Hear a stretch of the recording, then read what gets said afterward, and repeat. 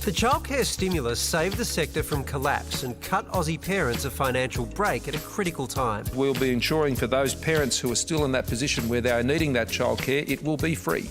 But it always came with a June 28 expiration tag. And as that date looms, the Education Minister says it's unlikely to be extended. We have always said we think the old system that was in place was working well, and that's the basis of the model we would be returning to. We thought about 30% of services were about to close, and the government brought in the relief package, and that kept the doors open across the country, which was a huge relief. And experts are warning that snapping back to the old system too quickly could have a disastrous effect. If you start to put fees back in, parents might withdraw their children, and we know that a lot of centres just won't be able to keep their doors open. We need those childcare places there as people start going back to work. The 50% funding limit is actually quite a constraint. It's a bit too much of a one-size-fits-all solution.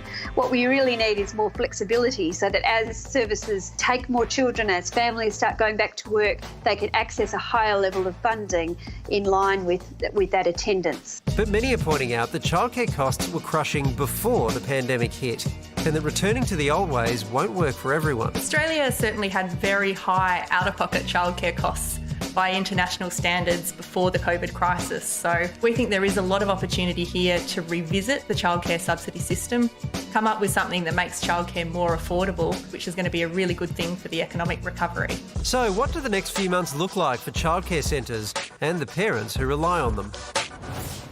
Well, Katrina Ashmore is an early childhood educator who's worked in the daycare sector for over 2 decades, and she joins us now. Katrina, the government seems set that the package will not be extended beyond the end of June. What happens to daycare centres then?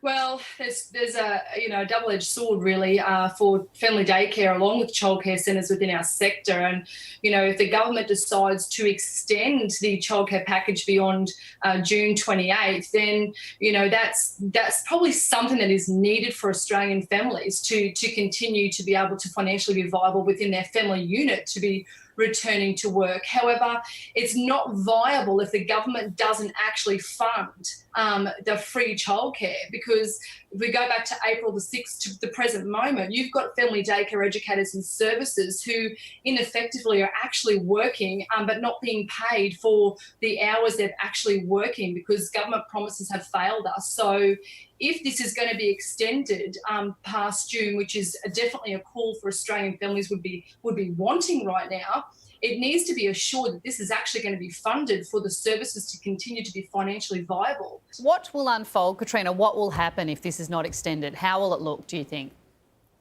Well, if it's not extended for families, it's definitely something for families that families are going to be not able to go to work, and families are not going to be able to access care if it's not actually funded correctly through the government. So it's a really big call, and families already are financially struggling, and I totally respect that.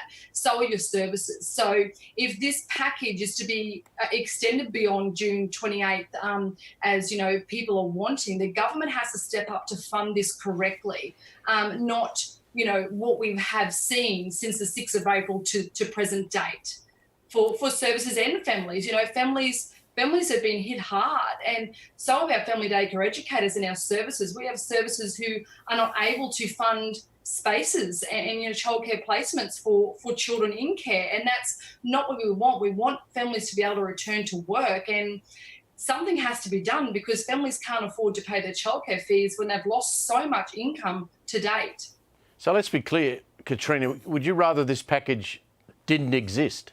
The current package that we're in right now, it's been a double-edged sword for so many services in Australia, and I'm obviously a family daycare of 23 years, and I've never seen quite a debacle, a diabolical mess that I'm seeing at the moment within the family daycare sector, and childcare centres, they're hurting. So on April the 6th, when this package was announced for free childcare, it was very misleading. It was incredibly hard and incredibly insulting to the workers on the ground. So you've got educators and services continuing to deliver a service, but they're not actually being paid for this under the new package of government funding. So I would love to see packages to help families, but also see your workers be paid, because the government definitely has to bring something in to help these families, but not at the expense and the financial viability of family daycare, educators' services and childcare centres throughout Australia.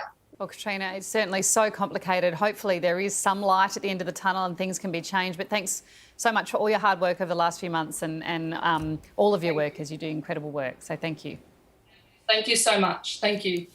Gosh, it's a mess, isn't it? It's interesting whether it is time now to fix a system that everyone's saying wasn't working before any of this Well, the even government's began. not saying that. That's the No, key I thing. know, but They're saying what? anecdotally, everyone, all the moving parts, from the parents to the child cooperators to the workers not getting paid enough, everyone's saying this system wasn't working. So But it feels like this would have been the great fear of the government when they announced this, because when you give people something for nothing, it's very hard to take it back off them. And they would have sat around going, well, what happens when we get out of the other side of this? What are we going to do about childcare? Because, as you say, Carrie, it wasn't working. It's now not working for childcare centres, so there's an even bigger mess. But it's a very expensive scheme, and I'm not sure who's going to pay for it. But it's not even a bottomless pit of money. But isn't it even worse than the way you've described it? Because it's not about people not wanting to give up what they've got. You've got childcare agencies saying this needs to be extended or we won't survive. You've got other ones saying if this remains in place, we won't survive. I know. So it's... And then you've got all the families that are going to have lost income and lost jobs who won't be able to pay the fees that were originally charged to go to childcare centres. Yeah. But then centres need people to keep coming to stay open. So the only way through this I can possibly see, Steve, is up until now the government has kind of always had the view that extra money for childcare wasn't important, wasn't necessary, because that didn't help the economy. Might they change their tune on that at least? Well, they have to say that it's good for productivity, because they've introduced the 50% payment For that to keep reason. people at work. Exactly. It's going to be very hard for them to argue their way out of that. That's a But I starting can tell you point, what, they do not want to keep paying that money. All right, we are off to a break. We'll be back very Heaps soon. more. Stay with us.